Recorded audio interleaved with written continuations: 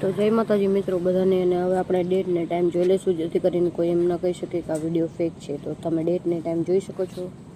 તો હવે આપણે વ્રતની બધી ખરીદી કરવા માટે જશું. કોઈ જ સામગ્રી છે નહીં આપણી પાસે અત્યારે.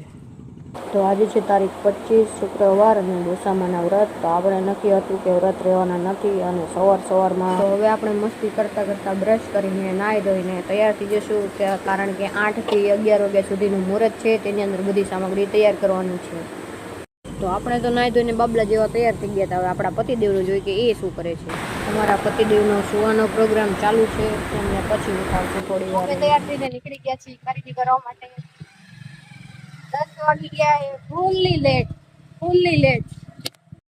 હાલ અમે જઈ રહ્યા છીએ દશામાની મૂર્તિ લેવા માટે. પતિદેવને ઉઠાડ્યા, પણ એ લાસ્ટમાં 9:45 ઉઠ્યા છે. તો હવે પાણી પીધા વગર ડાયરેક્ટ પહોંચી ગયા છીએ દશામાની મૂર્તિ લેવા માટે. તો તમે જોઈ રહ્યા છો કેવું આપણું મન ખુશ કરી દે એવી અલગ અલગ કલરની એક મૂર્તિ. એમ લાગે કે સાક્ષાત માતાજી આપણાને જોઈ રહ્યા હોય. તો અહીંયાથી આપણે લઈ લીધા છે નાગરવેલના પાન.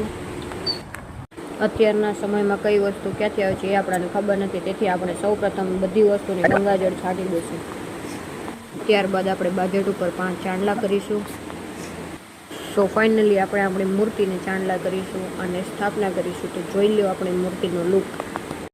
તો આ વિધિ મારા મમ્મી જે રીતે કરતા હતા એ જ રીતે હું કરું છું, કે અનાજ પર માતાજીને બેસાડીને 10મા દિવસે અમે આ અનાજ જળમાં પધરાવી દઈએ છીએ. તો હવે આપણે મૂર્તિની સ્થાપના કરીશું, એ પણ મુહૂર્તના ટાઈમની અંદર જ છે. માતાજીને મારા ઘરે બેસણા કરવાના નક્કી હશે, તેથી મારે 11 વાગ્યા પહેલાં બધી જ વસ્તુ કમ્પ્લીટ થઈ ગઈ. એકદમ લાસ્ટમાં નક્કી હોવાના કારણે મને મોટી મૂર્તિ નથી મળી, અને મારો 4 મહિનાનો છોકરો છે અને એ ફીડિંગ કરે છે, એટલા માટે મને બધાએ ના પાડી હતી કે વ્રત નથી કરવા. પણ સવારમાં નક્કી કર્યું કે ના, વ્રત કરવા છે એટલે કરવા જ છે. તો હવે આપણે માતાજીને ચૂંદડી ઉડાડી દઈશું, જે આપણે હાર પહેરાવી દઈશું.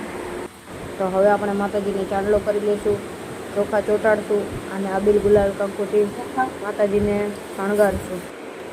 હવે આપણે નાગલા ચડાવશું, જે દશામાની વિધિમાં કરવાના ફરજિયાત હોય છે. તો આપણે વિધિમાંની એક વસ્તુ બીજી કે માતાજીની રૂની ચૂંદડી બનાવી છે તે ઓઢાડી છે.